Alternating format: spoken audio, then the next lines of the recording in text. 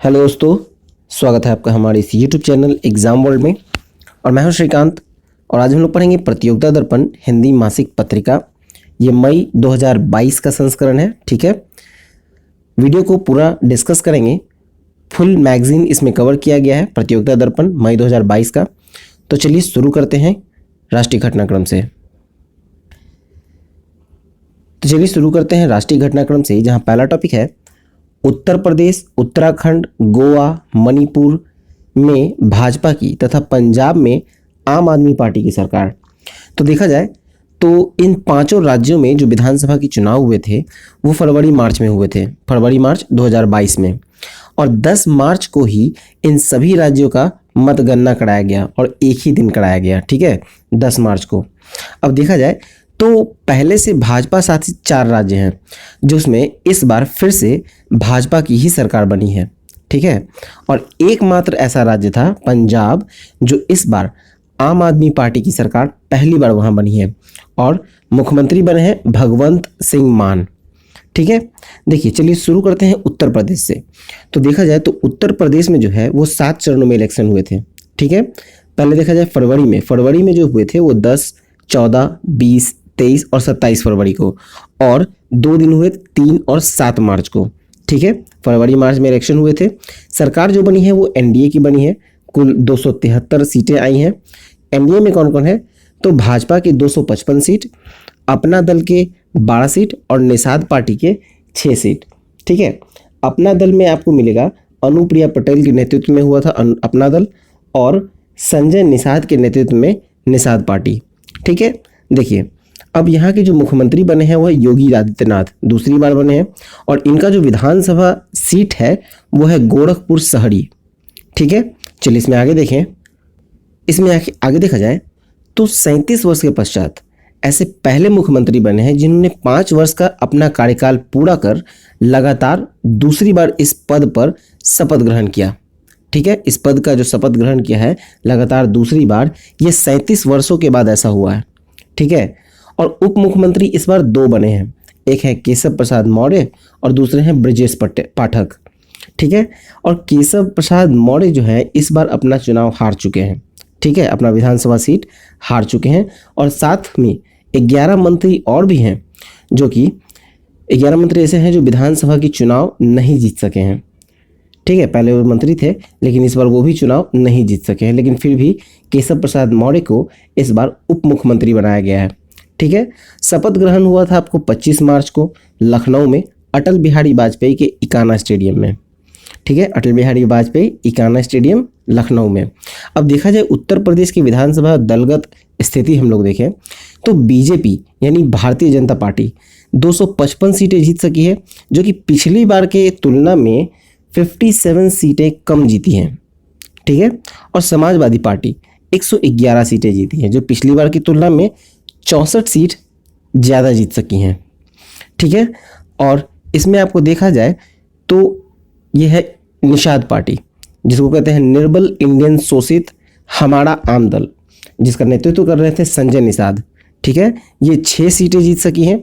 पिछली बार 1 जीती थी, इस बार 6 जीती, यानी 5 सीटों का इसमें एक्स्ट्रा योगदान है, और ये भारतीय जनता पार्टी के साथ मिलकर अपनी सरकार बनाई है। साथ में अपना दल, सोनेलाल का अपना दल जो है वो 12 सीटें जीत सकी हैं। 3 सीटों का ग्रोथ हुआ है जिसमें अनुप्रिया पटेल के नेतृत्व में थी।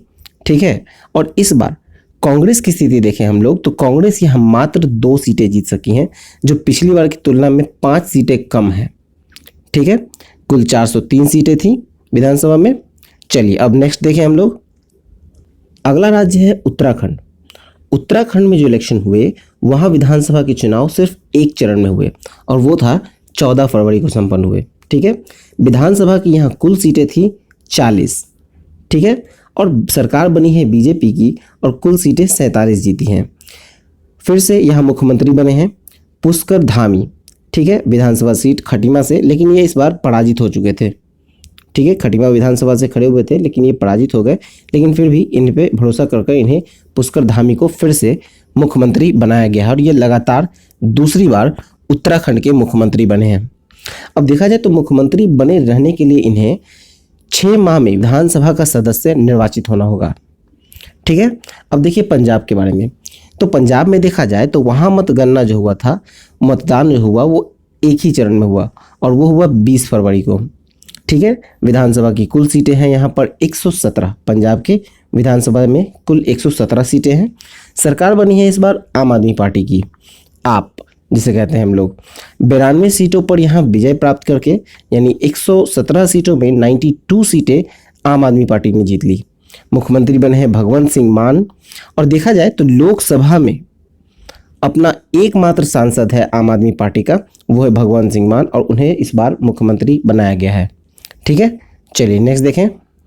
अगला है राज्य गोवा।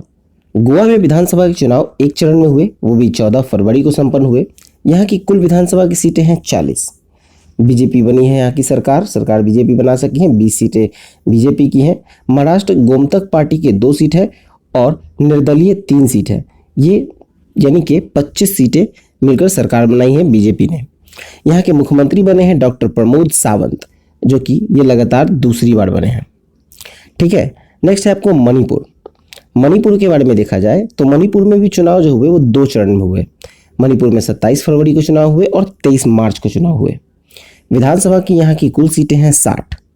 सरकार बीजेपी ने बनाई है, बीजेपी के 32, जनता दल यूनाइटेड के 6, कुकी पीपुल्स अलायंस के 2 और निर्दलीय विधायक 1, मतलब कुल मिलाकर 41 सदस्यों के समर्थन के साथ यहाँ बीजेपी के सरकार बनी। मुख्यमंत्री बने हैं बीरेन सिंह, और ये भी लगातार दूसरी बार मणिपुर में मुख्यमंत्री बने हैं बीरेन सिंह। ठीक है, चलिए आगे देखें। अब आते हैं हम लोग नेक्स्ट टॉपिक पे। नेक्स्ट टॉपिक है राज्यसभा की 13 सीटों पर द्विवार्षिक चुनाव संपन्न हुए। 13 में से 5 भाजपा को और 5 सीटें आपको मिली है। देखा जाए तो 31 मार्च 2022 को इनके लिए मतदान कराया गया। ठीक है, और उसी दिन मतगणना भी कराया गया और इसके पश्चात जो परिणाम घोषित हुए वो इस प्रकार हैं। 5 सीट जो पंजाब से थे वो आम आदमी पार्टी ने जीते। सभी सीटें, पांचों की पांचों सीट आम आदमी पार्टी ने जीत लिए, सभी सीटें। अब आते हैं हिमाचल प्रदेश और नागालैंड में। यहाँ दोनों जगह एक एक सीटें हैं और दोनों जगह बीजेपी निर्विरोध जीती है। फिर आते हैं त्रिपुरा में। त्रिपुरा की 2 सीटें थीं राज्यसभा के लिए, त्रिपुरा से 2 सीटें थीं और दोनों सीटों ने पर बीजेपी ने कब्जा किया। असम से 2 सीटें हैं, असम की 2 सीटों पर भी बीजेपी ने कब्जा किया। केरल में 3 सीटें हैं, यहाँ 2 सीटें एलडीएफ ने और 1 सीट यूडीएफ ने जीत हासिल की है। ठीक है, अब देखते हैं हम लोग राज्यसभा में जो भाजपा की सीटें हैं वो अब 100 से अधिक हो गई है। ठीक है, भाजपा की सीटें जो राज्यसभा में देखी जाए तो 100 से अधिक है। और वहीं पर अगर देखा जाए कांग्रेस की सीटों का, तो राज्यसभा में जो कांग्रेस की सीटें पहले 33 हुआ करती थी अब घटकर 29 रह गई है। ठीक है, चलिए अब नेक्स्ट टॉपिक देखें हम लोग। नेक्स्ट टॉपिक है 2022 के लिए 27 पुरुष 17 महिला क्रिकेटर बीसीसीआई द्वारा अनुबंधित। अब देखा जाए तो 2 मार्च 2022 को बीसीसीआई ने भारत के पुरुष और महिला दोनों ही क्रिकेट टीमों के क्रिकेटरों को सालाना अनुबंध की घोषणा की है। अब देखते हैं पुरुष कैटेगरी में। पुरुष कैटेगरी में देखा जाए तो कुल 27 पुरुष को खिलाड़ियों को 4 श्रेणी में अनुबंधित किया गया है, A+, A, B और C। ठीक है, अब देखिए A+ श्रेणी में देखा जाए तो इसमें 3 खिलाड़ी हैं जिसको 7-7 करोड़ रुपए के सालाना कॉन्ट्रैक्ट पे रखा गया है। इसमें है आपको विराट कोहली, रोहित शर्मा और जसप्रीत बुमराह। इन 3 खिलाड़ियों को A+ कैटेगरी दिया गया है। फिर आते हैं अब हम लोग A श्रेणी में। A श्रेणी में 5 खिलाड़ी हैं, 5-5 करोड़ रुपए का कॉन्ट्रैक्ट है। पहला है रविचंद्रन अश्विन, फिर है ऋषभ पंत, फिर है रविंद्र जडेजा और फिर है केएल राहुल और फिर है मोहम्मद शमी। ये 5 खिलाड़ियों को 5-5 करोड़ रुपए के कॉन्ट्रैक्ट पे A कैटेगरी में रखा गया है। फिर आते हैं B कैटेगरी में। B कैटेगरी में 7 खिलाड़ी हैं जिन्हें 3-3 करोड़ के कॉन्ट्रैक्ट पे है। एक है चेतेश्वर पुजारा, दूसरा है अजिंक्य रहाणे, तीसरा अक्षर पटेल, चौथा शार्दुल ठाकुर, 5वां श्रेयस अय्यर, 6ठा सिराज मोहम्मद सिराज और 7वां ईशांत शर्मा। ये 7 खिलाड़ियों को 3-3 करोड़ के अनुबंध पे B कैटेगरी में रखा गया है। अब आते हैं हम लोग C कैटेगरी में। C कैटेगरी में कुल 12 क्रिकेटर हैं जिन्हें 1-1 करोड़ के अनुबंध पे रखा गया है। देखते हैं, इसमें आपको शिखर धवन, उमेश यादव, भुवनेश्वर कुमार, हार्दिक पांड्या, वाशिंगटन सुंदर, शुभमन गिल, हनुमा बिहारी, यजुवेंद्र चहल, सूर्य कुमार यादव, रिद्धिमान शाह, मयंक अग्रवाल और दीपक चाहर। ठीक है, चलिए अब महिला कैटेगरी में देखते हैं। महिला क्रिकेटर में देखा जाए तो महिला टीम के 17 खिलाड़ी को 3 श्रेणी में, मतलब ए, बी और सी की 3 कैटेगरी में अनुबंध किया गया है। ठीक है, ए श्रेणी में 5 क्रिकेटर 50-50 लाख रुपए का कॉन्ट्रैक्ट है। पहले है हरमनप्रीत कौर, दूसरा स्मृति मंधाना, तीसरा पूनम यादव, चौथा दीप्ति शर्मा और पांचवा राजेश्वरी गायकवाड़। ये ए कैटेगरी के हो गए। अब आते हैं बी कैटेगरी। महिला में बी कैटेगरी को 30-30 लाख रुपए पर अनुबंध किया गया है 5 खिलाड़ी को, मिताली राज, झूलन गोस्वामी, पूजा वस्त्रकार, शेफाली वर्मा और तानिया भाटिया। सी कैटेगरी में है 7 खिलाड़ी 10-10 लाख के कॉन्ट्रैक्ट पे, पूनम रावत, अरुंधति रेड्डी, हरलीन देओल, शिखा पांडे, जिम्मा रॉड्रिग्स, ऋचा घोष और स्नेह राणा। ठीक है, चलिए अब नेक्स्ट टॉपिक देखें। चलिए नेक्स्ट टॉपिक में मूव करें। नेक्स्ट टॉपिक में है कि असम मेघालय के बीच जो सीमा विवाद है उसके आंशिक समाधान के लिए केंद्रीय गृह मंत्री की उपस्थिति में समझौता। तो देखा जाए तो ये 29 मार्च 2022 को असम और मेघालय के बीच 50 वर्षों से जो चला आ रहा सीमा विवाद है उसको सुलझाने के लिए समझौता ज्ञापन पर हस्ताक्षर किया। दोनों राज्यों के मुख्यमंत्रियों ने इस पर हस्ताक्षर किए हैं। अब इस हस्ताक्षर को नई दिल्ली में केंद्रीय गृह मंत्रालय के कार्यालय में गृह मंत्री अमित शाह की उपस्थिति में कराई गई। ठीक है, देखिए सीमा विवाद का जो कुल बिंदु है वो 12 बिंदु है, लेकिन अभी सिर्फ 6 बिंदु को सुलझाया गया है। ठीक है, और नेक्स्ट 6 बिंदु जो है वो शीघ्र सुलझाने की बात कही गई है गृह मंत्रालय के द्वारा। लेकिन अगर माना जाए तो ये कहा जा रहा है कि जो बाकी विवादित क्षेत्र हैं जो समाधान करने हैं उसे 6 से 7 महीने में इसका कोई लक्ष्य निर्धारित किया जाएगा। ठीक है, अब देखिए इन दोनों राज्यों के बीच में जो सीमा है वो 884 किलोमीटर की सीमा है। ठीक है, असम और मेघालय के बीच 884 किलोमीटर की सीमा है। देखिए हुआ यूं कि ये विवाद जो है वो 1972 से चला आ रहा है। ठीक है, 1972 से चला आ रहा है, मेघालय को असम से जब अलग किया गया था। और सीमा विवाद के चलते कई बार हिंसक घटनाएं भी हुई दोनों के बीच। ठीक है, अब देखिए जो असम के अभी वर्तमान में जो मुख्यमंत्री हैं वो है हेमंत बिस्वा शर्मा और मेघालय के जो मुख्यमंत्री हैं वो है कॉनराड के संगमा। ठीक है, चलिए अब नेक्स्ट देखते हैं। नेक्स्ट टॉपिक है भारत की आर्कटिक नीति 2022। देखिए हो सके ये वीडियो आप आई होप मैंने तो कोशिश पूरी की है आपको अच्छी लग रही हो और समझ में आ रही हो। ठीक है, तो एक रिक्वेस्ट है, वीडियो को लाइक कीजिएगा, शेयर जरूर कीजिएगा और क्या अच्छा नहीं लगा इसको कमेंट में बताइएगा और क्या अच्छा लगा ये भी बताइएगा। ठीक है, तो चलिए हम लोग शुरू करते हैं भारत की आर्कटिक नीति। इसमें है कि 17 मार्च 2022 को भारत की आर्कटिक नीति पृथ्वी विज्ञान मंत्रालय के द्वारा जारी की गई है। ठीक है, और इसका शीर्षक था भारत और आर्कटिक सतत विकास के लिए एक साझेदारी का निर्माण, मतलब India and the Arctic building a partnership for sustainable development. ठीक है, ये इसका शीर्षक है भारत आर्कटिक नीति 2022 का। अब देखा जाए तो आर्कटिक परिषद में 13 राष्ट्र पर्यवेक्षक हैं जिनमें France, Germany, Italy, Japan, Netherlands, चीन, पोलैंड, दक्षिण Korea, Spain, Switzerland, United Kingdom के अतिरिक्त भारत भी है। ठीक है, पर्यवेक्षक के रूप में है आर्कटिक परिषद के। अब देखा जाए तो 2022 तक भारत में आर्कटिक में 13 अभियानों का सफलतापूर्वक संचालन किया जा चुका है। 2022 तक 13 पे संचालन किया जा चुका है। और भारत की जो आर्कटिक नीति है वो 6 स्तंभ पर निर्धारित करती है। ठीक है, चलिए इसमें देखिए एक चीज़, तो उत्तर ध्रुवीय जो आर्कटिक के साथ भारत का जो जुड़ाव है वो लगभग 1 सदी पहले का है, जब फरवरी 1920 में पेरिस में स्वालबार्ड संधि हुई थी। स्वालबार्ड संधि पे भारत ने हस्ताक्षर किया था, ये उस समय का है। ठीक है, अब देखिए भारत का जो आर्कटिक नीति का 6 निर्धारित स्तंभ है उसमें पहला है आपको भारत के वैज्ञानिक अनुसंधान और सहयोग को मजबूत करना, मतलब strengthening India's scientific research and cooperation. फिर नेक्स्ट है जलवायु और पर्यावरण संरक्षण। चलिए तीसरा पॉइंट देखें हम लोग। तीसरा पॉइंट है आर्थिक और मानव विकास। चौथा है परिवहन और कनेक्टिविटी। पांचवा है शासन और अंतर्राष्ट्रीय सहयोग। छठा है आर्कटिक क्षेत्र में राष्ट्रीय क्षमता निर्माण, मतलब national capacity building in Arctic region. अब नेक्स्ट देखा जाए इसमें तो नेक्स्ट टॉपिक हम लोग मूव करते हैं। नेक्स्ट टॉपिक है कि 2021 में क्षय रोग के जो मामले हैं उसमें 19% की वृद्धि के बावजूद देश को 2025 तक क्षय रोग मुक्त बनाने का सरकार का प्रतिबंध है। देखिए, क्षय रोग हो गया आपको ट्यूबरोक्लोसिस, जिसे हम लोग टीबी कहते हैं।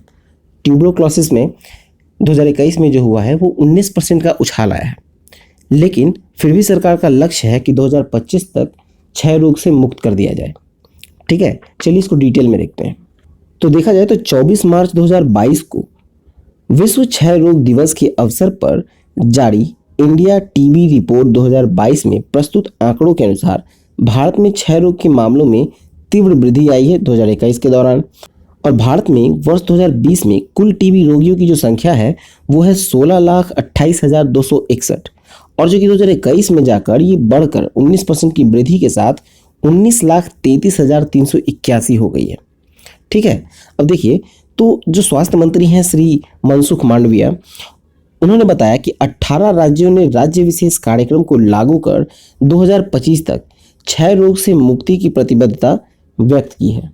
ठीक है, चलिए आगे देखें। नेक्स्ट टॉपिक है आईमेक्स 2022। तो ये 26 से 30 मार्च 2022 को हिंद महासागर नौसेना संगोष्ठी मतलब इंडियन ओशन नेवल सिंपोजियम जो है उसके समुद्री अभ्यास यानी मैरीटाइम एक्सरसाइज का पहला संस्करण गोवा के तट के निकट अरब सागर में संपन्न हुआ। ठीक है, हिंद महासागर नौसेना संगोष्ठी का मतलब इसको हम लोग कहते हैं इंडियन ओशियन नेवल सिंपोजियम यानी IONS। उसमें समुद्री अभ्यास का जो ये पहला संस्करण था आईमेक्स 2022 का, वो गोवा के तट के निकट अरब सागर में संपन्न हुआ है। ठीक है, पहला चरण इसका चला था 26 से 27 मार्च को, जो कि गोवा के मोरमुगांव बंदरगाह पर हुआ था। पहला चरण बंदरगाह चरण। फिर दूसरा चरण हुआ 28 से 30 मार्च को, और ये अरब सागर में संपन्न हुआ। इसका जो उद्देश्य है वो है कि सदस्य देशों की नौसेनाओं के बीच मानवीय सहायता और आपदा राहत अभियानों के पारस्परिकता को बढ़ाने के लिए मानक संचालन प्रतिक्रियाओं को मजबूत करना था। ठीक है, इसमें आगे देखें तो IONS के जो 25 सदस्य देश हैं उसमें से 15 ने इसमें भाग लिया। ठीक है, 25 सदस्य में से 15 ने भाग लिया, और IONS की जो स्थापना हुई थी वो 2007 में की गई थी। ठीक है, चलिए नेक्स्ट देखते हैं। नेक्स्ट है प्रधानमंत्री युवा योजना। तो देखा जाए तो 29 मई 2021 को युवा लेखकों को प्रोत्साहन देने के लिए शिक्षा मंत्रालय के द्वारा ये योजना का प्रारंभ हुआ। ठीक है, प्रधानमंत्री युवा योजना का प्रारंभ हुआ। अब इसमें देखते हैं कुछ पॉइंट्स इंपॉर्टेंट। तो पहला है कि 30 वर्ष से कम उम्र के जो 75 युवाओं का चयन करना है, उसके लिए चुनिंदा विषयों पर लेखन की एक प्रतियोगिता का आयोजन राष्ट्रीय स्तर पर किया गया है। ठीक है, और फिर दिए गए जो किसी चुनिंदा विषय पर 5000 शब्दों तक पांडुलिपि लिखने को इन युवाओं को कहा गया था। ठीक है, किसी भी चुनिंदा विषय पर 5000 शब्दों तक की एक पांडुलिपि लिखने के लिए युवाओं को कहा गया था। फिर नेक्स्ट है कि संविधान की जो 8वीं सूची है उसकी सभी 22 भाषाओं और अंग्रेजी में यह प्रस्ताव आमंत्रित किए गए थे। मतलब ये 22 भाषाओं या अंग्रेजी जो है इन सभी भाषाओं में ये आमंत्रित थे। फिर कहा जाए तो उपयुक्त पांडुलिपियों का मूल्यांकन नेशनल बुक ट्रस्ट के द्वारा गठित समिति के द्वारा किया गया था, और जो परिणाम की घोषणा वो 25 दिसंबर 2021 को की गई है। आगे इसमें कि चयनित पांडुलिपियों की लेखकों की उन कृतियों को प्रकाशनार्थ पुस्तकों के रूप में विकसित करने के लिए उपयुक्त परामर्शदाताओं मतलब जो मेंटर्स हैं उसके साथ इन लेखकों को संबद्ध किया गया था। फिर इसमें छठा पॉइंट है कि इन लेखकों को 6 माह के लिए एक मुश्त 50,000 की छात्रवृत्ति प्रदान की जाएगी, और उपयुक्त पुस्तकों का प्रकाशन नेशनल बुक ट्रस्ट के द्वारा किया जाएगा तथा उनके लेखकों को 10% की रॉयल्टी इन पुस्तकों के लिए प्रदान की जाएगी। फिर आगे है कि एक भारत श्रेष्ठ भारत को प्रणयन हेतु उपयुक्त पुस्तकों के अन्य भाषाओं में अनुदित संस्करण भी प्रकाशित करने की सरकार की है योजना। ठीक है, चलिए अब नेक्स्ट टॉपिक देखें। चलिए नेक्स्ट टॉपिक देखते हैं। अपतटीय गश्ती पोत IGS सक्षम तटरक्षक बल में शामिल। तो देखा जाए तो 17 मार्च 2022 को गोवा में आयोजित एक समारोह में भारतीय तटरक्षक बल का अपतटीय गश्ती क्षमता में वृद्धि के लिए ICGS सक्षम को औपचारिक रूप से इस बल में शामिल करने की घोषणा हुई। अब देखिए, जो इसका निर्माण करता है वो है Goa shipyard limited. 105 M class का ये 5वां और अंतिम गश्ती पोत है। 2016 में, अगस्त 2016 में रक्षा मंत्रालय ने गोवा शिपयार्ड लिमिटेड के साथ 5 पोतों का अनुबंध किया था, जिसमें ये 5वां है, आईसीजीएस सक्षम। अब देखिए, 3 पोत जो थे वो 2020 में शामिल हुए थे तटरक्षक बल में। कौन कौन? तो आईसीजीएस सचेत, आईसीजीएस सुजीत और आईसीजीएस सार्थक, ये 20 में शामिल हो गए थे। 2021 में जो चौथा शामिल हुआ था उसका नाम है आईसीजीएस सजग, ठीक है, और 5वां हो गया आईसीजीएस सक्षम। चलिए नेक्स्ट देखें। नेक्स्ट है उत्तर प्रदेश में मदरसों में राष्ट्रगान अनिवार्य। तो देखिए, 11 मई 2022 से शुरू होने वाले जो नए शिक्षण का सत्र है, उत्तर प्रदेश मदरसा शिक्षा परिषद ने प्रदेश के सभी मदरसों में राष्ट्रगान अनिवार्य कर दिया। मदरसा बोर्ड पाठ्यक्रम को प्रतिस्पर्धी बनाने के लिए दिनियात, मतलब जो धर्म संबंधी होते हैं, उसके साथ साथ आपको कम से कम आधुनिक विषय को जोड़ दिया गया है। प्रश्न पत्र को कम से कम करके, प्रश्न पत्र जो है उसको कम किया गया है और कम करके उसमें आधुनिक विषय को जोड़ा गया है। और मदरसा बोर्ड में 6 प्रश्न पत्रों की परीक्षा होगी। बेसिक शिक्षा परिषद की तर्ज पर देखा जाए, मतलब कक्षा 1 से लेकर 8 तक का जो पाठ्यक्रम होगा उसमें दिनियात विषय तो होंगे ही, लेकिन उसके साथ साथ अब हिंदी, अंग्रेजी, गणित, विज्ञान एवं सामाजिक विज्ञान के प्रश्न भी इसमें शामिल होंगे, ठीक है। चलिए नेक्स्ट देखें। चलिए मूव करते हैं हम लोग अंतर्राष्ट्रीय घटनाक्रम में, जहां पहला है पीपुल्स पावर पार्टी के यून सुक योल दक्षिण कोरिया के नए राष्ट्रपति निर्वाचित, ठीक है। कौन बने हैं नए? तो यून सुक योल। 9 मार्च 2022 को जो संपन्न हुए चुनाव, इसमें 5 वर्ष के कार्यकाल के लिए पीपुल्स पावर पार्टी के नवनिर्वाचित राष्ट्रपति हैं यून सुक योल। अब देखा जाए तो जो निवर्तमान राष्ट्रपति थे वो थे मून जे इन। मून जाए इन जो हैं वो निवर्तमान राष्ट्रपति थे, लेकिन डेमोक्रेटिक पार्टी की उम्मीदवार जो है ली जाए म्यूंग, उनको पराजित किया गया। क्यों पराजित किया गया, कैसे पराजित किया, क्योंकि मून जाए इन क्यों नहीं खड़े हुए? तो वहाँ के जो संविधान है, संविधान के अनुसार ये है कि जो एक बार राष्ट्रपति बन गए वो लगातार दूसरी बार नहीं बन सकते हैं, ठीक है। वहाँ लगातार दूसरे कार्यकाल के लिए चुनाव नहीं लड़ सकते हैं, ठीक है। इसीलिए वहाँ डेमोक्रेटिक पार्टी से इस बार खड़े हुए थे ली जाए म्यूंग और उन्हें पराजित कर दिया गया यून सुक योल के द्वारा। 48.56 मत प्राप्त हुए हैं और डेमोक्रेटिक पार्टी के ली जाए म्यूंग को 47.83% मत प्राप्त हुए हैं। कांटे की टक्कर रही है, ठीक है। फिर देखिए, दक्षिण कोरिया की जो संवैधानिक व्यवस्था, ये मैंने आपको बता दिया है। फिर है कि इसी के चलते जो निवर्तमान राष्ट्रपति हैं मून जाए इन चुनाव के उम्मीदवार नहीं हो सके थे, ठीक है। यहाँ तक तो ये है। लेकिन इसमें अगर कहा जाए तो मीडिया रिपोर्टर के अनुसार अगर बात है तो जो यून सुक योल है वो चीन के लिए एक झटका हुआ उनके लिए। क्यों? तो ये कंजर्वेटिव विचारधारा के यून जो हैं वो अमेरिका समर्थक माने जाते हैं। यहाँ तक कि उन्हें दक्षिण कोरिया का डोनाल्ड ट्रंप तक कहा जाता है। और पहले जो थे वो, उनका जो रवैया था वो अमेरिका और चीन के मामले में काफ़ी संतुलित रवैया था उनका, ठीक है। चलिए नेक्स्ट टॉपिक देखें। नेक्स्ट टॉपिक है तकनीकी रखरखाव के दौरान एक भारतीय मिसाइल पाकिस्तान की धरती पर गिरने के मामले में उच्च स्तरीय जांच। तो देखा जाए तो 10 मार्च 2022 को पाकिस्तानी सेना ने प्रेस कॉन्फ्रेंस में ये दावा किया कि उसके पंजाब के प्रांत के खानेवाल जिले में मियां चन्नू इलाके में एक मिसाइल भारत से आकर गिरी। इसमें लेकिन कोई जान हानि नहीं हुई है, ठीक है। और लेकिन भारत के रक्षा मंत्रालय ने इस मामले में वक्तव्य में कहा कि सैन्य अड्डे पर जो नियमित रखरखाव हो रहा था उसके दौरान तकनीकी खराबी आने के कारण एक मिसाइल अचानक ही फायर हो गई, ठीक है। अब इसे काफ़ी चिंताजनक बताया गया और उच्च स्तरीय कोर्ट ऑफ इंक्वायरी का आदेश भी रक्षा मंत्रालय ने दिया है। लेकिन इस सारे स्पष्टीकरण से पाकिस्तान संतुष्ट नहीं है, ठीक है। चलिए अब नेक्स्ट देखें। नेक्स्ट टॉपिक है जर्मनी से लगभग 4000 लग्जरी कारें अमेरिका ले जा रहा मालवाहक पोत फेलिसिटी एस अग्निकांड के पश्चात अटलांटिक महासागर में डूबा। तो देखिए, ये 1 मार्च 2022 को पुर्तगाल के एजोरस द्वीप से लगभग 400 किलोमीटर दूर अटलांटिक महासागर में जर्मनी के जो पोर्श, लैम्बोर्गिनी, बेंटले, फॉक्सवैगन जैसी जो लग्जरी गाड़ियाँ थी, लगभग 4000 लग्जरी गाड़ियाँ थी जो कि अमेरिका जा रही थी, वो पोत डूब गया। जापान की कंपनी की फेलिसिटी एस नाम का जहाज़ था, ठीक है, और 13 दिन पूर्व इसमें आग लग गया था। मतलब ये जब डूबी है उससे 13 दिन पहले ही इस पे आग लगा था।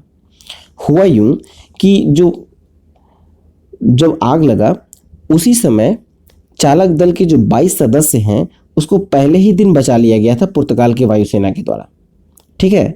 और जहाज़ के जो कैप्टन थे उनके अनुसार अगर कहा जाए तो जहाज़ पर लदी जो लग्जरी गाड़ियाँ थी उसमें जो लिथियम आयन बैटरी थी उससे ये आग फैल दी गई, ठीक है।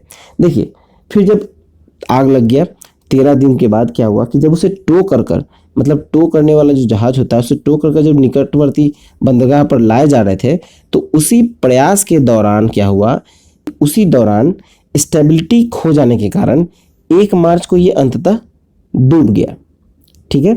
स्टेबिलिटी खो गया, टो करके समुद्र के किनारे लाया जा रहा था लेकिन स्टेबिलिटी खोने के कारण ये डूब गया। चलिए नेक्स्ट देखें। नेक्स्ट टॉपिक है चीन में यात्री विमान दुर्घटनाग्रस्त। चालक दल के 9 सदस्यों के साथ साथ 123 यात्रियों की मृत्यु हो गई। देखा जाए तो 21 मार्च 2022 को चीन के ईस्टर्न अलायंस का एक बोइंग 737 विमान दक्षिण चीन के ग्वांगसी झुआंग स्वायत्त क्षेत्र में दुर्घटनाग्रस्त हो गया। विमान पर सवार जो 123 यात्री थे सभी चीनी नागरिक थे जिनकी मौत हो गई और इसमें कोई भी विदेशी शामिल नहीं था, ठीक है। ये उड़ान जो है MU5735 कुनमिंग से दोपहर 1:10 से जो वहाँ के स्थानीय समय है उस अनुसार उड़ान भरी और उसके बाद क्या हुआ कि 2:52 पे ग्वांगजू पहुँचने वाला था कि उसी समय भीषण दुर्घटना का ये शिकार हो गया। दुर्घटना के कारण का अभी तक तो पूरा खुलासा नहीं हुआ है लेकिन प्रारंभिक जांच के आधार पर यह माना जा रहा है कि विमान के एक पहाड़ी से टकराने के दौरान दुर्घटना हुई है, ठीक है। देखिए ये जो बोइंग 737 विमान है वो अमेरिकी कंपनी की है। मैक्स विमान पहले ही दुर्घटना, जो बोइंग 737 मैक्स विमान है पहले भी कई दुर्घटनाओं का इनका सामना हो चुका है। अनेक देशों ने इसका संचालन बंद कर दिया था। चीन ने भी पिछले ही साल 2 दिसंबर 2021 को ही इसका उड़ान पुनः प्रारंभ किया था और 3 महीने के बाद ही ये दुर्घटना हो गई, ठीक है। चलिए नेक्स्ट देखें। नेक्स्ट टॉपिक है भारत पाकिस्तान स्थायी सिंधु आयोग की वार्षिक बैठक इस्लामाबाद में संपन्न। तो देखा जाए तो 1 मार्च से लेकर 3 मार्च तक भारत पाकिस्तान का जो स्थायी सिंधु आयोग की जो 117वीं वार्षिक बैठक है वो इस्लामाबाद में संपन्न हुई। भारतीय प्रतिनिधि का नेतृत्व कर रहे थे श्री PK सक्सेना जो कि भारत के सिंधु जल आयुक्त हैं। साथ में ये 10 सदस्यीय दल था इनका। फिर पाकिस्तान प्रतिनिधि का जो नेतृत्व कर रहे थे वो थे सैयद मोहम्मद मेहर अली शाह और ये पाकिस्तान सिंधु जल आयुक्त हैं, ठीक है। अब देखा जाए तो वार्ता में चर्चा किन किन बातों पे हुई। तो चर्चा में हुआ कि जो बाढ़ के प्रभाव के बारे में अग्रिम सूचना के संचार, सतलुज में पानी का प्रवाह बनाए रखने एवं भविष्य के कार्यक्रमों में बैठक को दोनों पक्षों पर चर्चा और फाजिल्का नाले के मुद्दे पर चर्चा हुई है। जम्मू कश्मीर के चिनाब बेसिन में भारत का जो पाकल दूल जो 1000 मेगावाट का है, फिर किरू जो कि 640 मेगावाट का है, फिर लोअर कलनाई जो 48 मेगावाट का है, इन परियोजनाओं के जो संबंध में जो पाकिस्तान की तकनीकी आपत्तियां थीं उन पर भी चर्चा हुई, ठीक है। अब देखिए इसमें से 3 पूर्वी नदी हैं जो कि सतलज, व्यास और रावी है और इस पर भारत का अधिकार है, और 3 जो है वो पश्चिमी नदी है जिसमें चिनाब, झेलम और सिंधु है और इन तीनों पर पाकिस्तान का अधिकार है, ठीक है। और वो उनकी सहायक नदियों के संबंध में उपजने वाले जो जल विवाद हैं उस पर चर्चा इसमें की जाती है, ठीक है। चलिए नेक्स्ट देखें। नेक्स्ट है पाकिस्तान वित्तीय कार्यवाही बल यानी FATF की ग्रे सूची में अभी भी बरकरार। FATF मतलब फाइनेंशियल एक्शन टास्क फोर्स। मार्च 2022 में भी पाकिस्तान जो है पेरिस स्थित जो वित्तीय कार्यवाही बल है यानी FATF है उसकी ग्रे सूची से अभी भी इसे बाहर नहीं निकाल सका है। क्यों? तो देखिए पाकिस्तान जून 2018 में ही ग्रे सूची में शामिल हुआ था, ठीक है। और वो हुआ था इसलिए क्योंकि जो आतंकी संगठनों को सरकारी प्रश्रय प्रदान की जा रही थी और उनकी जो वित्तीय लेन देन पर रोक लगाने के लिए सरकार विफल थी, ठीक है। और पाकिस्तान को कुल 27 बिंदु दिए गए थे कवर करने को, लेकिन अभी तक पाकिस्तान जो है 26 में प्रगति कर चुका है। अब जो अगला मीटिंग होगा FATF का वो होगा जून 2022 में, और यहाँ पर फिर से विचार किया जाएगा कि पाकिस्तान को ग्रे सूची से बाहर किया जाए या नहीं, ठीक है। देखिए इस बार हुआ यूँ कि ग्रे सूची में मार्च 2022 में संयुक्त अरब अमीरात को भी शामिल किया गया, ठीक है। और पाकिस्तान के अलावा कौन कौन से कंट्री हैं जो ग्रे सूची में हैं, तो वो है आपको Jordan, Mali, Turkey, Albania, Barbados, Burkina Faso, Cambodia, Cayman द्वीप समूह, Haiti, Jamaica, Malta, Morocco, Panama, Philippines, Senegal, दक्षिण सूडान, सीरिया, युगांडा, यमन, ये सब जो है वो पहले से ही ग्रे सूची में शामिल है, ठीक है। चलिए नेक्स्ट टॉपिक देखें। अब आते हैं हम लोग वर्ल्ड हैप्पीनेस इंडेक्स 2019-21, ठीक है। देखिए वर्ल्ड हैप्पीनेस इंडेक्स का जो रिपोर्ट जारी किया गया है वो United Nations sustainable development solution network के द्वारा किया गया है। कब किया गया है? 18 मार्च 2022 को। सूचकांक में कुल 146 देश हैं और सूचकांक में जो भारत का स्थान है वो है 136वां। मतलब भारत में खुशहाली की स्थिति काफ़ी चिंताजनक अभी तक बनी हुई है। देखिए हैप्पीनेस का मतलब ये नहीं हुआ कि केवल GDP में वृद्धि हो या आय में वृद्धि नहीं, ठीक है। होता क्या है कि GDP के साथ साथ अनेक मानक हैं, जैसे कि खुशी का एहसास, जीवन प्रत्याशा, उदारता, भ्रष्टाचार की अनुपस्थिति आदि, ये सब जो है खुशहाली के लिए आवश्यक है, ठीक है।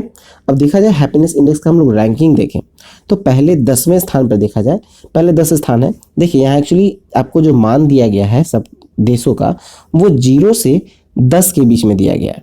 मतलब जिसका 10 होगा वो सबसे खुशहाल है, ठीक है।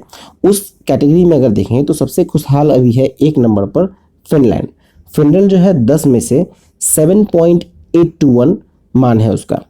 फिर दूसरे स्थान पे है डेनमार्क, तीसरे पे आइसलैंड, चौथे पे स्विट्जरलैंड, पांचवें पे नीदरलैंड, छठे पे लग्जमबर्ग, सातवें पे स्वीडन, आठवें पे नॉर्वे, नौवें पे इजराइल और 10वें पे न्यूजीलैंड, ठीक है।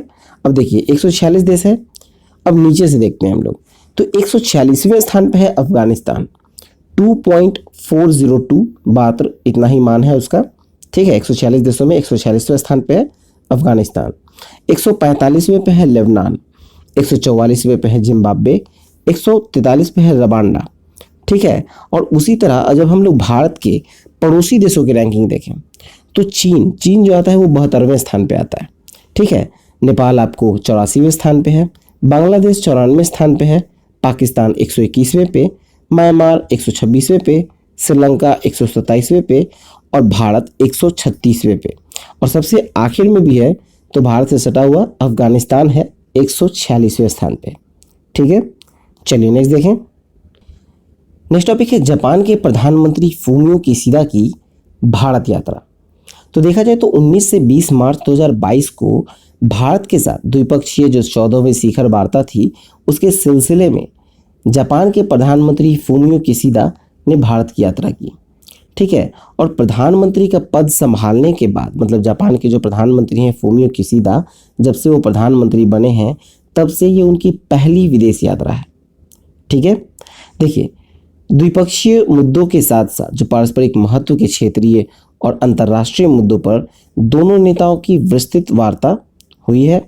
और धर्म गार्जियन और मालाबार के पश्चात अब मिलन अभ्यास में जापान की पहली बार भागीदारी को दोनों नेताओं ने स्वागत किया है। फिर देखा जाए तो इंडो पैसिफिक ओशन इनिशिएटिव का मेहमान प्रधानमंत्री ने स्वागत किया और free and open Indo Pacific के बीच सहयोग बढ़ाने के दायरे को दोनों नेताओं ने स्वीकार किया, ठीक है।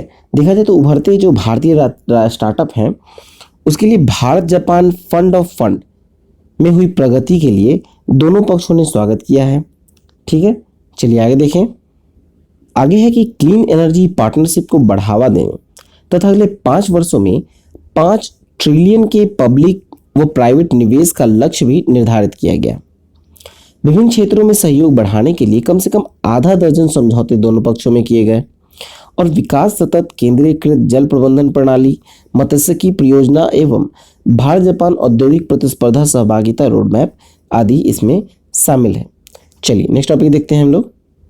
नेक्स्ट टॉपिक है भारत व ऑस्ट्रेलिया शिखर वार्ता वर्चुअल तरीके से संपन्न।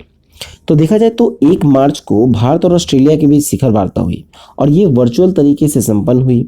वार्ता में क्षेत्रीय एवं वैश्विक विकास से जुड़े मुद्दों पर विचार का आदान प्रदान किया गया। दोनों देशों के बीच जो व्यापक आर्थिक सहयोग समझौते हैं, जिसे कहते हैं comprehensive economic cooperation agreement CECA, उसकी दिशा में उल्लेखनीय प्रगति पर दोनों नेताओं ने स्वागत किया है। ठीक है।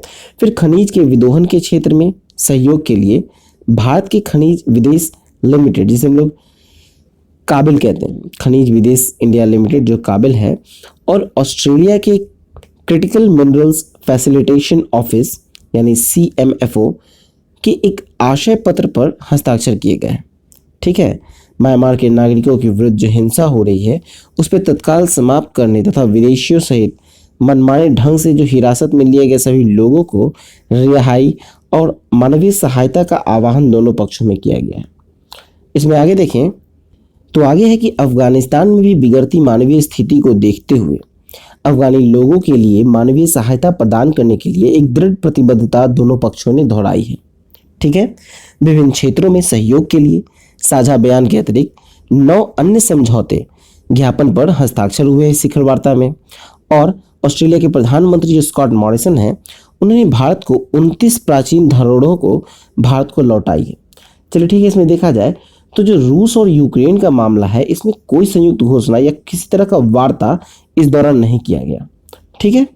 अब देखा जाए तो भारत के जो प्रधानमंत्री को स्कॉट मॉरिसन ने, ऑस्ट्रेलिया के जो प्रधानमंत्री हैं, उन्होंने भारत की 29 प्राचीन धरोहरों को भारत को लौटाई। इसमें कुछ कलाकृतियां तो बहुत पुरानी हैं, जैसे कहा जाए तो आपको 9वीं से 10वीं शताब्दी की हैं। उनका संबंध जो भारत के विभिन्न हिस्सों से है उसके बारे में कुछ देखा जाए तो इन कलाकृतियों में 12वीं सदी के चोल कांस्य का, फिर राजस्थान के 11वीं और 12वीं सदी के जैन मूर्तियां हैं, गुजरात की 12वीं से 13वीं सदी का बलुआ पत्थर से निर्मित देवी की जो है महिषासुर मर्दिनी, वो है मूर्ति, फिर 18 से 19 जो 18वीं और 19वीं सदी है उसकी चित्रकारी और शुरुआती दौर के जो जेलेटिन चांदी की तस्वीरें थी वो सभी शामिल हैं। ठीक है। चलिए आगे देखें। नेक्स्ट है कि हथियारों के आयात में भारत और सऊदी अरब का विश्व में पहला स्थान। ठीक है। और अमेरिका हथियार का सबसे बड़ा विक्रेता, और ये स्वीडिश संस्था की रिपोर्ट है। ठीक है। मतलब सबसे अधिक खरीदने वाला जो हथियार खरीदने वाला है वो भारत और सऊदी अरब है, और सबसे अधिक हथियार बेचने वाला है अमेरिका। देखिए मार्च 2022 में स्वीडन की एक थिंक टैंक है Stockholm International Peace Research Institute, जिसे हम लोग सिप्री के नाम से जानते हैं, उसी के द्वारा ये रिपोर्ट जारी की गई। अब सिप्री के अनुसार देखा जाए तो सऊदी अरब जो है और जो भारत है वो कुल वैश्विक आयात के अंश का 11% होल्ड करती है। ठीक है। मतलब जो 100% पूरे दुनिया में आयात किए गए हैं हथियारों को, उसमें से 11% केवल भारत ने और 11% सऊदी अरब ने लिया है। इन दोनों प्रथम स्थान पर हैं। फिर देखते हैं तीसरे स्थान पे आता है आपको मिस्र, चौथे पे ऑस्ट्रेलिया, पांचवें पे चीन।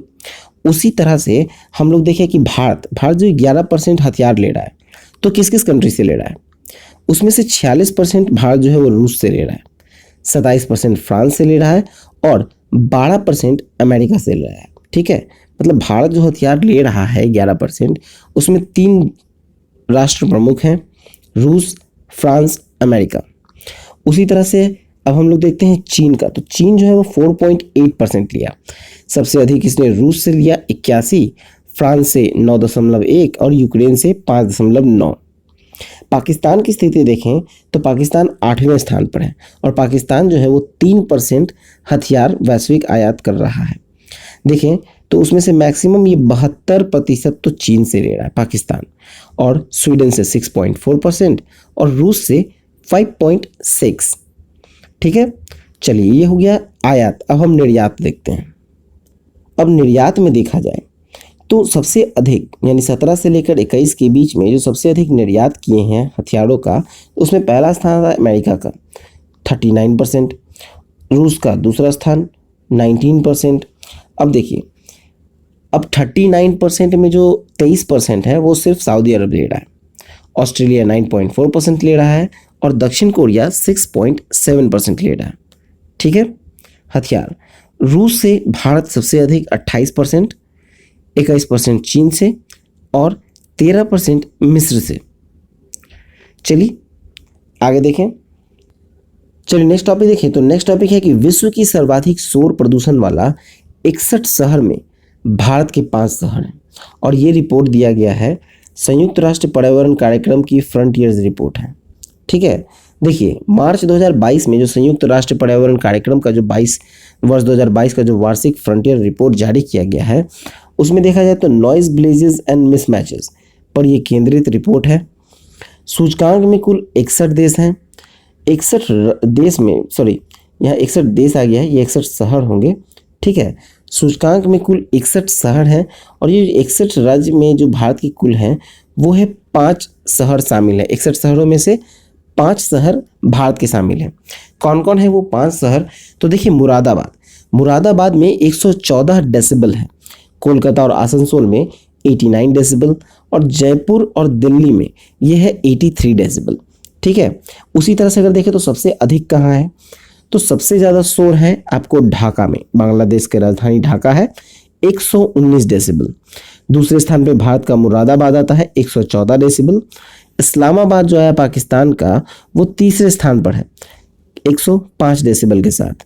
ठीक है। राजशाही चौथे स्थान पर और हो ची मिन्ह सिटी वियतनाम की वो 5वें स्थान पर। उसी तरह से देखिए, अगर सबसे कम शोर वाले प्रदूषण जो शहर हैं तो उसमें पहले नंबर पे आता है इरबिड है जॉर्डन में। उसका जो डीबी है, मतलब डेसिबल आता है साउंड का जो पॉल्यूशन का, वो है 60 डेसिबल। फिर आपको लियोन जो है वो दूसरे स्थान पे फ्रांस के साथ, फ्रांस का है लियोन, वो 69 डेसिबल का है। मैड्रिड तीसरे स्थान पर है, चौथे स्थान पे बेलग्रेड, 5वें पे स्टॉकहोम, 6ठे पे नैरोबी। ठीक है। चलिए नेक्स्ट देखते हैं। अब हम लोग मूव करेंगे आर्थिक वाणिज्यिक परिदृश्य की ओर, जिसमें पहला है कि 2021-22 के लिए ईपीएफ पर ब्याज 8.1% और विगत 4 दशकों में ये सबसे न्यूनतम दर पर है। देखा जाए तो 12 मार्च 2022 को संपन्न बैठक में कर्मचारी भविष्य निधि जमा पर जो देय ब्याज है वो 8.5% से घटाकर 21-22 में 8.1% कर दिया गया और वित्तीय वर्ष 2021-22 की जो कर्मचारी भविष्य निधि है उस जमाओं पर जो देय ब्याज में कटौती का निर्णय जो है वो कर्मचारी भविष्य निधि संगठन जो है का न्यासी बोर्ड, मतलब सेंट्रल बोर्ड ऑफ ट्रस्टीज ने इसका फैसला किया। चलिए आगे देखें। नेक्स्ट है कि बांग्लादेश के जलमार्ग के रास्ते गंगा और ब्रह्मपुत्र नदी के बीच मालवाहक पोत की यात्रा। तो ये मालवाहक पोत था जो कि 5 फरवरी 2022 को मोटर वेसल यानी एमवी लाल बहादुर शास्त्री ने पटना के गाय घाट से जलमार्ग के रास्ते 200 मीट्रिक टन गेहूं लदे एक छोटे मालवाहक पोत को 6 मार्च को गुवाहाटी के पांडु घाट तक पहुंचाया गया। तो देखा जाए तो इस यात्रा के लिए गंगा नदी में national water way 1, Sundarban national water way 97, Bangladesh का जलमार्ग और ब्रह्मपुत्र नदी में नेशनल वाटर वे 2 का उपयोग एमवी लाल बहादुर शास्त्री ने किया। देखा जाए तो कुल 2350 किलोमीटर की यात्रा की और इसमें से कुल 30 दिन लगे। फिर भारत बांग्लादेश प्रोटोकॉल रूट के माध्यम से देखा जाए तो एमवी लाल बहादुर शास्त्री जो पटना से गई पांडु की उपयुक्त यात्रा के बीच एक अन्य जहाज एमवी रामप्रसाद बिस्मिल ने मालवाहक पोत नौकाओं जो हैं कल्पना चावला और एपीजे अब्दुल कलाम के साथ हल्दिया के पांडु की यात्रा 17 फरवरी 2022 को शुरू की। ठीक है। और देखा जाए तो 1800 मीट्रिक टन टाटा स्टील ले जा रहा था और ये जहाज बांग्लादेश में मार्च में ही पांडु तक पहुंचने के आशा है। ठीक है। चलिए नेक्स्ट देखें। नेक्स्ट है संयुक्त राष्ट्र संघ के 17 सतत विकास लक्ष्य प्राप्त करने की दिशा में भारत की स्थिति चिंताजनक और 165 देशों में 120वां स्थान है और ये संयुक्त राष्ट्र का रिपोर्ट है। ठीक है, देखिए मार्च 2022 में संयुक्त राष्ट्र संघ की जो वर्ष 2021 का सस्टेनेबल डेवलपमेंट गोल्स रिपोर्ट जारी किया गया है। कुल देश इस सूचकांक में 165 है, भारत की स्थिति 120वां है, मान है 60.07। ठीक है, मान था 0 से 100 के बीच में, यानी और उसमें भारत का मान है 60.07, 120वें स्थान पे आता है भारत। और सूचकांक में जो प्रथम 5 देश हैं उसमें आपको फिनलैंड है 85.90 मान के साथ, फिर दूसरा है आपको स्वीडन 85.61, डेनमार्क तीसरे स्थान पे है, जर्मनी चौथे स्थान पे और बेल्जियम 5वें स्थान पे। अब देखते हैं सूचकांक में सबसे नीचे के 3 देश, तो उसमें आपको आते हैं 165वें स्थान पर केंद्रीय अफ्रीकी गणराज्य, 164वें स्थान पर दक्षिणी सूडान और 163वें स्थान पर चाड। सबसे आखिरी स्थान पे होगी आपको केंद्रीय अफ्रीकी गणराज्य। ठीक है, जिसका मान 38.27 है। कुछ अन्य राज्य देश के बारे में देखा जाए, कुछ अन्य राष्ट्र के बारे में देखा जाए तो स्विट्जरलैंड आपको 16वें स्थान पे है, 17वें स्थान पर यूनाइटेड किंगडम है, 18वें स्थान पे जापान है, 32वें स्थान पे अमेरिका है, 46वें स्थान पे रूस, 61वें स्थान पे ब्राज़ील और 71वें स्थान पर यूएई और 107वें स्थान पर दक्षिण अफ्रीका है। ठीक है, चलिए नेक्स्ट देखें। संयुक्त राष्ट्र संघ के जो 17 सतत विकास लक्ष्य हैं उसमें पहला आता है आपको निर्धनता निवारण यानी नो पॉवर्टी, दूसरा है शून्य भूख मतलब जीरो हंगर, तीसरा है अच्छा स्वास्थ्य एवं कल्याण, चौथा है बेहतर शिक्षा, पांचवा है लैंगिक समानता, छठा है स्वच्छ जल एवं स्वच्छता, सातवां है आर्थिक पहुंच के भीतर एक स्वच्छ ऊर्जा, आठवां है शालीन कार्य एवं आर्थिक वृद्धि, नौवां है उद्योग नव प्रवर्तन एवं आधारिक संरचना, 10वां है असमानताओं की कमी, फिर 11वें पे है सतत विकास एवं समुदाय, 12वां पॉइंट है उत्तरदायी उपभोग एवं उत्पादन, 13वां पॉइंट है जलवायु कार्यवाही, 14वां है जल के नीचे जीवन, 15वां है धरती पर जीवन, 16वां है शांति न्याय एवं मजबूत संस्थाएं, 17वां है लक्ष्यों के लिए भागीदारियां। देखा जाए तो विश्व की जो ये सभी राष्ट्रों के लिए जो उपयुक्त 17 सतत विकास लक्ष्य है जिसे कहते हैं सस्टेनेबल डेवलपमेंट गोल्स यानी SDGs, उसके जो 25 सितंबर 2015 को संयुक्त राष्ट्र के द्वारा जो महासभा में 17वें सत्र की स्वीकार किया गया था, इसे 17वें सत्र में। ठीक है, और इसमें देखा जाए तो इन 17 SDGs में वर्ष 2000 में स्वीकार किए गए 8 सहस्त्रवादी विकास लक्ष्य मतलब मिलेनियम डेवलपमेंट गोल्स का स्थान लिया। सहस्त्रवादी विकास लक्ष्यों का 2015 तक प्राप्त करने का लक्ष्य है और संयुक्त राष्ट्र महासभा के 70वें सत्र में स्वीकृत इन लक्ष्यों को 2030 तक प्राप्त किया जाना है। संयुक्त राष्ट्र के 17 सतत विकास लक्ष्य संघ के सभी 193 सदस्य देशों ने स्वीकार किए हैं, तथापि ये बाध्यकारी नहीं है। ठीक है, चलिए नेक्स्ट देखते हैं। नेक्स्ट है श्रीलंका में 3 छोटे द्वीपों पर पवन टरबाइन्स की स्थापना भारत करेगा और चीन को पहले ये दिया गया था। ठीक है, देखिए 29 मार्च 2022 को दोनों देशों के द्वारा जारी संयुक्त वक्तव्य में बताया गया कि पवन टरबाइन्स के लिए समझौता ज्ञापन पर हस्ताक्षर संपन्न हो गए हैं और भारत और श्रीलंका के बीच जो पाक की खाड़ी है वहाँ पे 3 छोटे टापू जो तीनों टापू हैं नैनातीवु, अनालैतीवु और डेल्फ्ट पर पवन टरबाइन्स की स्थापना भारत के द्वारा की जाएगी। ये $12 मिलियन की इस परियोजना को श्रीलंका ने पहले चीनी फर्म के साथ अनुबंध किया था 2019 में, और जिससे भारत काफ़ी चिंता में था क्योंकि भारत के इतने करीब अगर चाइना के जो लोग हैं आ जाएंगे तो भारत इसमें चिंतित है। लेकिन किसी तरीके से इस योजना का कार्य शुरू नहीं हुआ और अब भारत के हाथ में है। अब भारत इस समझौते पर हस्ताक्षर श्रीलंका के साथ किया है। ठीक है, चलिए नेक्स्ट देखें। नेक्स्ट टॉपिक है लगातार 8वीं तिमाही में लघु बचत पर ब्याज दरें अपरिवर्तित।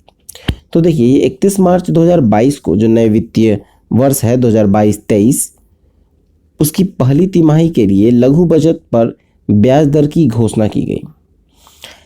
ब्याज दर की जो घोषणा की गई वो 1 अप्रैल 2022 से लेकर 30 जून 2022 तक के लिए। ठीक है। अब बचत खाते पर 4%। देखिए मेनली जो है आपको ये डाकघर का है। ठीक है, डाकघर के लिए तो बचत खाते 4%, 1 वर्षीय सावधि जमा, 2 वर्षीय सावधि जमा और 3 वर्षीय सावधि जमा, इस पर 5.5%। 5 वर्षीय सावधि जमा जब आएंगे तो वहाँ 6.7%। फिर आपको 5 वर्ष का जो रेकरिंग जमा है उस पर 5.8%, और 5 वर्षीय जो वरिष्ठ नागरिक बचत योजना है उस पर भी देखा जाए तो 7.4% है। 5 वर्षीय वार्षिक वरिष्ठ नागरिक का जो बचत योजना है उस पर 7.4%। फिर आपको आता है 5 वर्षीय राष्ट्रीय बचत पत्र मतलब NSC, इस पे 6.8%। फिर है 5 वर्ष का जो मासिक आय योजना वो 6.6%। Public provident fund 7.1%। किसान विकास पत्र इस पे आ गया आपको 6.9%, और इसकी जो परिपक्वता अवधि है वो 124 माह की होगी। ठीक है। फिर सुकन्या समृद्धि योजना जो है वो 7.6% है। ठीक है, चलिए नेक्स्ट देखें। नेक्स्ट है मार्च 2022 के अंत में RBI के पास 617 अरब डॉलर के अनारक्षित विदेशी मुद्रा कोष। तो देखिए ये 25 मार्च 2022 की स्थिति हम लोग देखते हैं। ठीक है, 2022 की स्थिति, यहाँ विदेशी मुद्रा जो परिसंपत्ति है फॉरेन करेंसी एसेट्स वो 550.454 है। फिर गोल्ड 43.241 और विशेष आहरण अधिकार मतलब SDR ये है 18.821, और ये सब अरब डॉलर में। ठीक है। फिर IMF के जो है अंतर्राष्ट्रीय मुद्रा कोष के पास जो सुरक्षित है वो है 5.132 अरब डॉलर। ठीक है, तो कुल विदेशी मुद्रा कोष जो हो गया वो हो गया 617.648 अरब डॉलर। ठीक है, चलिए नेक्स्ट देखें। नेक्स्ट है 2020-21 में और 21-22 में गेहूं का निर्यात। तो देखिए 30 मार्च 2022 को वाणिज्य उद्योग राज्य मंत्री श्रीमती अनुप्रिया पटेल लोकसभा में 2020-21 और वर्ष 21-22 का गेहूं निर्यात के संबंध में निम्नलिखित आंकड़े प्रस्तुत किए। 2020-21 में देखें तो जो निर्यात का मात्रा लाख मीट्रिक टन में था वो था 21.55, जो कि निर्यात मूल्य में देखा जाए तो मूल्य जो था वो 567.93 मिलियन डॉलर था, जो कि 21-22 में ये 70.35 लाख मीट्रिक टन हो गया, और ये मूल्य में आ गया 2035.09 मिलियन डॉलर। ये 22 मार्च की स्थिति है। चलिए नेक्स्ट देखते हैं। नेक्स्ट है जम्मू कश्मीर में केसर का रिकॉर्ड उत्पादन। तो जम्मू कश्मीर में बीते वर्ष 2021 में केसर उत्पादन में पिछले 25 वर्ष का रिकॉर्ड तोड़ दिया। आंकड़ों के अनुसार 2021 में केसर का 15.04 मीट्रिक टन उत्पादन प्राप्त किया गया, जबकि वर्ष 2020 में ये मात्र 13.5 मिलियन टन केसर का उत्पादन था। चलिए नेक्स्ट देखते हैं। नेक्स्ट टॉपिक है नियुक्तियां यानी अपॉइंटमेंट। अपॉइंटमेंट में पहला है कि इरडा के नए चेयरमैन कौन बने हैं, तो ये बने हैं देवाशीष पांडा 3 वर्ष के लिए। फिर नेक्स्ट है राष्ट्रीय वित्तीय रिपोर्ट अथॉरिटी प्राधिकरण मतलब नेशनल फाइनेंशियल रिपोर्ट अथॉरिटी यानी कि NFRA का नया चेयरमैन, ये बने हैं अजय भूषण पांडे। फिर नेक्स्ट है कि भारत में रूस के नए राजदूत, तो ये चुने गए हैं डेनिस आलिपोव, और भारत में नेपाल के नए राजदूत ये बने हैं शंकर प्रसाद। फिर UGC के नए चेयरमैन बने हैं S किशोर। मारुति सुजुकी के नए प्रबंधक निदेशक ये हैं हिसाशी टेकुशी। नाटो यानी कि नॉर्थ अटलांटिक ट्रीटी ऑर्गेनाइजेशन के महासचिव के कार्यकाल में पुनः वृद्धि हुआ है, और ये हुआ है जेन स्टोलनबर्ग के कार्यकाल में। ठीक है, चलिए आगे देखें। अब आते हैं हम लोग पुरस्कार सम्मान में, जहाँ पहला है विश्व सुंदरी 2021। तो देखा जाए तो 16 मार्च 2022 को प्यूर्टो में सैन जुआन में फाइनल संपन्न हुआ। विजेता रही कैरोलिना विलावास्का, 22 वर्षीय है, पोलैंड की हैं। प्रथम उपविजेता है श्री सैनी जो कि भारतीय मूल की अमरीकी हैं। द्वितीय उपविजेता है ओलिविया येस कोट डिआइवरी की, और भारत की ओर से मनासा वाराणसी ये गई थी और अंतिम 13 में रही हैं। फेमिना मिस इंडिया 2021 है। चलिए नेक्स्ट है एबल पुरस्कार। एबल पुरस्कार देखा जाए तो ये नॉर्वे की academy of science and letters द्वारा पुरस्कार की घोषणा की गई 23 मार्च को, और ये क्षेत्र था गणित। एबल जो है, एबल पुरस्कार वो गणित के क्षेत्र में दिया जाता है। विजेता है डेनिस पार्नेल सुलिवान, जो कि अमेरिका के हैं। पुरस्कार में इन्हें 75 लाख क्रोनर मिला है, और क्रोनर जो है वो नॉर्वे की मुद्रा है। चलिए नेक्स्ट देखते हैं। अब आते हैं बाफ्टा फिल्म पुरस्कार 2022। तो बाफ्टा का फुल फॉर्म हो गया British Academy of Film and Television Arts. 75वां बाफ्टा पुरस्कार का वितरण हुआ लंदन के रॉयल एल्बर्ट हॉल में, और पुरस्कारों की सूची जो निम्नलिखित है। सर्वश्रेष्ठ डायरेक्टर दिया गया जेन कैम्पियन को, जो कि film the power of the dog के लिए। सर्वश्रेष्ठ फिल्म रहा the power of the dog, निर्देशक है जेन कैम्पियन। फिर नेक्स्ट है सर्वश्रेष्ठ गैर अंग्रेजी फीचर फिल्म। ये जापानी फिल्म है ड्राइव माई कार, निर्देशक हैं रियुसुके हामागुची। आउटस्टैंडिंग ब्रिटिश फिल्म यह है बेलफास्ट, निर्देशक केनेथ ब्रांड। फिर सर्वश्रेष्ठ अभिनेत्री हैं जोआन स्कैनलॉन, आफ्टर लव के। सर्वश्रेष्ठ अभिनेता हैं विल स्मिथ। विल स्मिथ जो है वो किंग रिचर्ड मूवी के लिए इन्हें सर्वश्रेष्ठ अभिनेता का पुरस्कार दिया गया।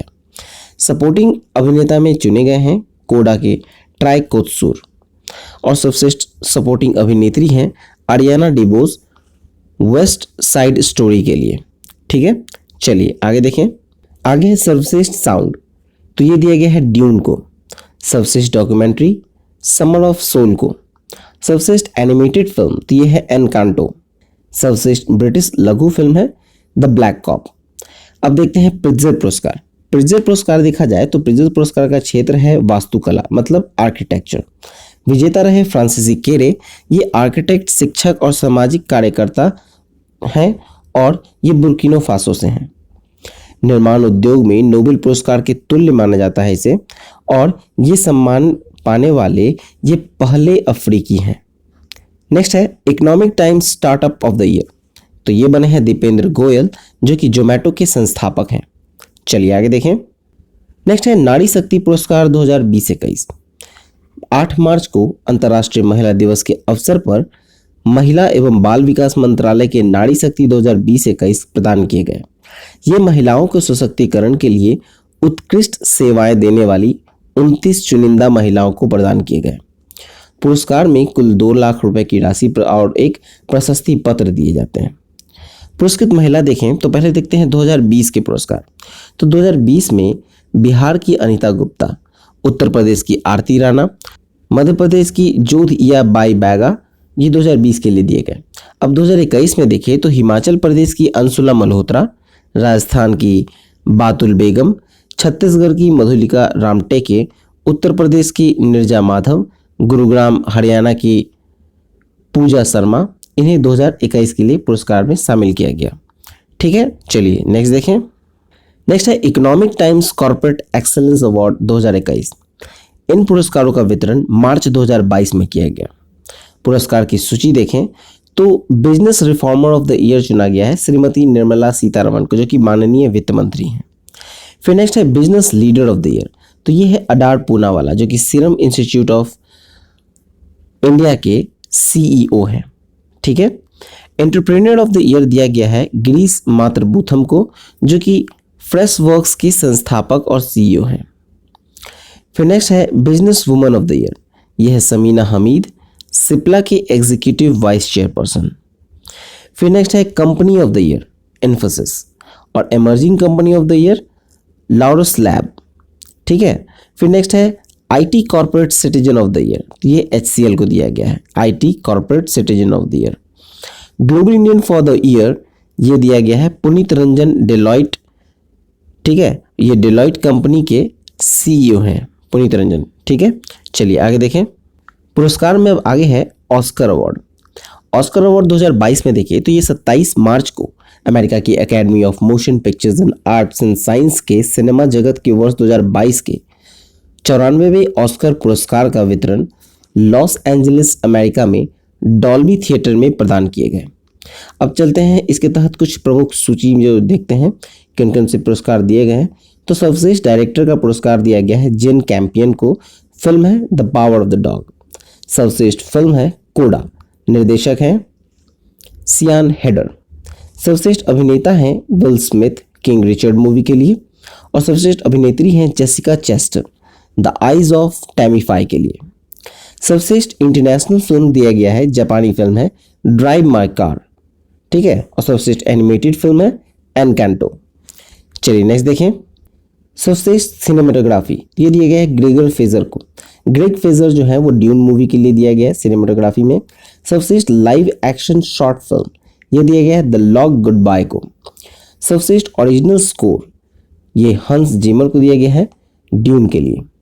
सर्वश्रेष्ठ फिल्म एडिटिंग जो वॉकर को दिया गया है ड्यून मूवी के लिए। सर्वश्रेष्ठ विजुअल इफेक्ट दिया गया है ड्यून को।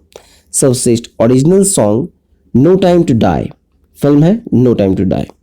सर्वश्रेष्ठ अभिनेता सपोर्टिंग रोल में है ट्राई कोत्सुर, फिल्म कोडा के लिए, और सपोर्टिंग रोल में अभिनेत्री में देखा जाए तो ये दिया गया है एरियाना डिबोस को बेस्ट साइड स्टोरी में, बेस्ट साइड स्टोरी मूवी है, ठीक है। फिर नेक्स्ट है सर्वश्रेष्ठ साउंड, तो ये है ड्यून। चलिए आगे देखें, अब मूव करते हैं हम लोग निधन की ओर, जहां पहला है SF रॉड्रिग्स। ये भारतीय थल सेना के पूर्व प्रमुख जनरल सुनीत फ्रांसिस रॉड्रिक का 88 वर्ष की आयु में निधन हो गया। फिर नेक्स्ट है रॉडनी मार्स, ऑस्ट्रेलिया के पूर्व वर्षों के प्रसिद्ध क्रिकेटर रॉडनी मार्स का 74 वर्ष की आयु में निधन हो गया। फिर नेक्स्ट है शेन वॉर्न। शेन वॉर्न जो है ऑस्ट्रेलिया के महान क्रिकेटर शेन वॉर्न का केवल 52 वर्ष की आयु में थाईलैंड में कोह समोई में हार्ट अटैक के कारण निधन हो गया, ठीक है। चलिए नेक्स्ट देखें, अब आते हैं पुस्तकें में, जहां बुक्स, तो पहला है the commissioner for lost causes, ये है अरुण शौरी लेखक। अब नेक्स्ट है फ्रेंच ब्रेड, फ्रेंच ब्रेड के लेखक हैं एनी टाइलर। चलिए नेक्स्ट देखें, अब मूव करते हैं विविध की ओर। विविध में पहला है धर्म गार्जियन 2022, तो ये 27 फरवरी से 10 मार्च 2022 को भारतीय सेना और जापान के ग्राउंड सेल्फ डिफेंस फोर्स का ये वार्षिक संयुक्त अभ्यास है, जो कि कर्नाटका के बेलगाम में फॉरेन ट्रेनिंग नोड में संपन्न हुआ, और ये श्रृंखला तीसरा संयुक्त अभ्यास था, ठीक है। नेक्स्ट है स्लाइनेक्स, स्लाइनेक्स 2022, तो देखिए 7 से 10 मार्च 2022 को भारत और श्रीलंका के द्विपक्षीय संयुक्त नौसैनिक अभ्यास स्लाइनेक्स का 9वां संस्करण विशाखापट्टनम के तट पर संपन्न हुआ। 7 से 8 मार्च को पहला बंदरगाह चरण जो है वो विशाखापट्टनम में संपन्न हुआ, और 9 से 10 मार्च को ये दूसरा समुद्री चरण बंगाल की खाड़ी में संपन्न हुआ, ठीक है। चलिए आगे देखें, नेक्स्ट है 10 लेख 3, तो ये 22 से 31 मार्च को भारत और उज्बेकिस्तान की थल सेनाओं का संयुक्त अभ्यास है। दस्तलिक का तीसरा संस्करण उज्बेकिस्तान में यानगियारिक सैन्य केंद्र पर संपन्न हुआ है, 10 लेख 3। अब नेक्स्ट है लामितिये 2022, तो देखिए लामितिये 2022 जो है ये आपको भारत और सेशल्स के बीच हुआ, 22 से 31 मार्च को हुआ। संयुक्त सैन्य प्रशिक्षण अभ्यास था, और ये 9वां संस्करण था लामितिये का। सेशल्स स्थित रक्षा अकेडमी में ये संपन्न हुआ है, ठीक है। फिर नेक्स्ट आते हैं हम लोग वरुण 2022। वरुण 2022 में देखा जाए तो ये 30 मार्च से 3 अप्रैल 2022 को भारत और फ्रांस की नौसेनाओं के संयुक्त अभ्यास वरुण का 20वां संस्करण अरब सागर में संपन्न हुआ है, ठीक है। दोनों देशों की नौसेनाओं का जहाज, पनडुब्बी, समुद्री गश्ती विमान, लड़ाकू विमान, हेलीकॉप्टर सहित विभिन्न टुकड़ियों ने समुद्री क्षेत्र में अपनी परिचालन क्षमता को बेहतर करने का प्रयास किया है। चलिए नेक्स्ट देखें, अब मूव करते हैं हम लोग खेल कूद की ओर। पहला है विश्व पैदल चाल टीम चैंपियनशिप 2022, भारत की पहली टीम ने पहली बार जीता कोई पदक। देखा जाए तो 4 से 5 मार्च 2022 को अंतर्राष्ट्रीय एथलेटिक्स संघ के तत्वाधान में ओमान में मस्कट में संपन्न हुआ। चीन 6 स्वर्ण, 4 रजत और 3 कांस्य के साथ कुल 13 पदक के साथ पहले स्थान पर रहा। दूसरे स्थान पर रहा इक्वाडोर 3 स्वर्ण के साथ, और भारत की भावना जाट, रमीना मुनीता प्रजापति की टीम ने इस चैंपियनशिप में महिलाओं की 20 किलोमीटर पैदल चाल टीम स्पर्धा में कांस्य पदक जीतने में सफलता प्राप्त की है, ठीक है। चलिए नेक्स्ट देखें, अब आते हैं हम लोग नई दिल्ली मैराथन 2022। तो ये फुल मैराथन जो रेस होता है वो है 42.195 किलोमीटर का, और हाफ मैराथन 21.095 किलोमीटर का। ठीक है, तो फुल मैराथन में देखा जाए तो प्रथम स्थान जो है वो मिला है नितेंद्र सिंह रावत को। पुरुष वर्ग में है, पुरुष वर्ग में प्रथम स्थान नितेंद्र सिंह रावत 2 घंटे 16 मिनट 5 सेकंड में। ठीक है, और द्वितीय स्थान पे है अनीश थापा मगर, जो कि 2 घंटा 16 मिनट 41 सेकंड में फुल मैराथन पार किया। फिर तृतीय स्थान पे है अनिल कुमार सिंह 2 घंटे 16 मिनट और 47 सेकंड के साथ। महिला कैटेगरी में जब हम लोग देखेंगे तो प्रथम स्थान पे है ज्योति गवाटे। ज्योति गवाटे 3 घंटा 1 मिनट 20 सेकंड, नुपुर सिंह 3 घंटा 16 मिनट 3 सेकंड और बिस्किट डोलमा तीसरे स्थान पर 3 घंटा 22 मिनट 6 सेकंड पे। चलिए अब आते हैं हाफ मैराथन में, जो कि 21.095 किलोमीटर का है। इसमें प्रथम स्थान रहा रूपन देवनाथ का, जो कि 1 घंटा 12 मिनट 2 सेकंड में कवर किया। द्वितीय स्थान पर रहे अमित खंडूरी 1 घंटा 12 मिनट 19 सेकंड में, और तृतीय स्थान पर रहे अनिल जिंदल 1 घंटा 22 मिनट 33 सेकंड पे। अब महिला कैटेगरी में देखें तो महिला कैटेगरी में प्रथम स्थान पर है तासी लाडोल 1 घंटा 27 मिनट 48 सेकंड, सीमा यादव 1 घंटा 28 मिनट 54 सेकंड और सारा बिसेल तीसरे स्थान पर 1 घंटा 35 मिनट 29 सेकंड के साथ हाफ मैराथन में। ठीक है, चलिए अब नेक्स्ट देखें। अब आते हैं ऑल इंग्लैंड ओपन बैडमिंटन 2022। ये 16 से 20 मार्च को हुआ है बर्मिंघम इंग्लैंड में। ठीक है, पुरुष एकल में जो विजेता हैं वो है विक्टर एक्सेल्सन डेनमार्क के हैं। उप विजेता रहे लक्ष्य सेन भारत के। फिर महिला एकल में विजेता रहे अकाने यामागुची जो कि जापान के हैं। उप विजेता है आनसे यंग जो कि दक्षिण कोरिया के हैं। पुरुष युगल में विजेता है मोहम्मद सोहेबुल फिक्री और बेगास मौलाना, दोनों इंडोनेशिया के हैं। उप विजेता है मोहम्मद अहसान और हेनरा सेतियावान, दोनों इंडोनेशिया के। अब महिला युगल में देखें तो विजेता है नामी मत्स्यू यामा और चिहारू सीदा, दोनों जापान के। और उप विजेता है झांग सुकी सियान और झेंग यू, दोनों चीन के हैं। मिश्रित युगल में विजेता है युता वतानाबे और अरीशा हिगासिनो, दोनों जापान के हैं। उप विजेता है वांग येलियू और हुआंग डोंगपिंग, दोनों चीन के हैं। यह है ऑल इंग्लैंड ओपन बैडमिंटन। चलिए आगे देखें। अब आते हैं भारत श्रृंखला। भारत और श्रीलंका का श्रृंखला रहा 2022 का, जिसमें फरवरी मार्च 2022 में हुए 2 टेस्ट मैच 3 T20 मैच की श्रृंखला खेलने के लिए श्रीलंका की क्रिकेट टीम भारत के दौरे पर आई। दोनों ही श्रृंखला में भारत ही विजय रहा। अब England West Indies test series देखें तो मार्च 2022 में 3 टेस्ट मैचों की श्रृंखला के लिए इंग्लैंड की क्रिकेट टीम ने वेस्ट इंडीज का दौरा किया। श्रृंखला 1-0 से वेस्ट इंडीज ने अपने नाम की। अब देखा जाए नेक्स्ट है जर्मन ओपन बैडमिंटन 2022। तो ये 8 से 13 मार्च को जर्मनी में मुल्हिम में जर्मन ओपन बैडमिंटन संपन्न हुआ, जिसमें भारत के लक्ष्य सेन उप विजेता रहे। चलिए आगे देखें। अब आते हैं स्विस ओपन बैडमिंटन 2022। तो ये 22 से 27 मार्च 2022 को बासेल स्विट्जरलैंड में स्विस ओपन संपन्न हुआ। पीवी सिंधु ने वर्ष 2022 में अपना दूसरा खिताब जीता। देखें तो पुरुष एकल में विजेता रहे इंडोनेशिया के जोनाथन क्रिस्टी और उप विजेता भारत के एचएस प्रणय रहे। फिर महिला एकल में पीवी सिंधु ने जीत हासिल की, भारत की हैं, और ये अपना दूसरा खिताब जीती हैं वर्ष 2022 का। और उप विजेता रहे बुसानेन ओंगबा मरुंगफन, थाईलैंड के। पुरुष युगल में देखा जाए तो यह है फजर अल्फियान और मोहम्मद रियान आडियांतो जो कि इंडोनेशिया के हैं। महिला युगल में है गैम्ब्रिएला स्टोबा और स्टेफनी स्टोबा जो कि बुल्गारिया की हैं, ये विजेता थे। और मिश्रित युगल में विजेता है मार्क लैम्सफब और इसाबेल लोहाउ, जर्मनी के। चलिए आगे देखें। नेक्स्ट है 13वां शीतकालीन पैरालंपिक खेल बीजिंग के संपन्न। तो 13वां शीतकालीन जो पैरालंपिक था वो 4 से 13 मार्च 2022 को संपन्न हुआ बीजिंग में, चीन के बीजिंग में। और इस बार यूक्रेन पर जो रूसी हमला हुआ उसके कारण से अंतर्राष्ट्रीय पैरालंपिक समिति ने रूस और उसके सहयोगी जो बेलारूस है उसको प्रतिबंधित कर दिया। ठीक है, और कुल 46 देशों के 564 खिलाड़ियों ने इसमें भाग लिया है। लेकिन रूस के 71 और बेलारूस के 12 खिलाड़ियों को वापस भेजने के बाद ये 46 देशों के 564 खिलाड़ी हुए। ठीक है, अब देखा जाए तो मैस्कट थे सुई रहन हॉर्न और 6 खेलों में 78 स्पर्धाएं इन खेलों में शामिल की गई थी। अब देखते हैं देश के रैंकिंग। तो पहले स्थान पे है चीन कुल 61 पदक के साथ, जिसमें 18 स्वर्ण, 20 रजत और 23 कांस्य पदक है। फिर दूसरे स्थान पे है यूक्रेन 29 योग के साथ, जिसमें 11 स्वर्ण, 10 रजत और 8 कांस्य हैं। तीसरे स्थान पे है कनाडा 25 पदक के साथ, 8 स्वर्ण, 6 रजत और 11 कांस्य।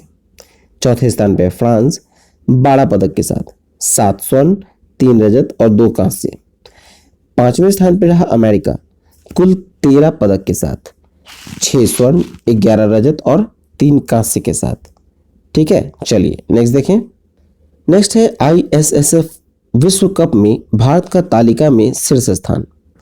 तो देखिए 26 फरवरी से लेकर 8 मार्च 2022 को इंटरनेशनल शूटिंग स्पोर्ट फेडरेशन के तत्वाधान में वर्ष 2022 की पहली विश्व कप निशानेबाजी का आयोजन काहिरा में हुआ।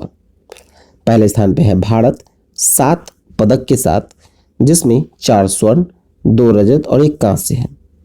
नॉर्वे 6 पदक के साथ, 3 स्वर्ण, 1 रजत और 2 कांस्य के साथ।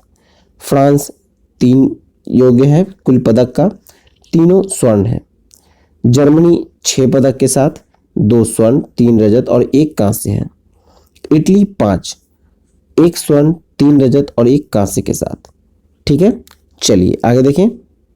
नेक्स्ट है मार्च 2022 में 2 फार्मूला 1 रेसों का आयोजन हुआ। पहला था बहरीन फार्मूला रेस, जो कि 20 मार्च को बहरीन इंटरनेशनल सर्किट में आयोजित हुआ। जीते हैं सी लेक्लेर्क, जो कि टीम फेरारी के हैं।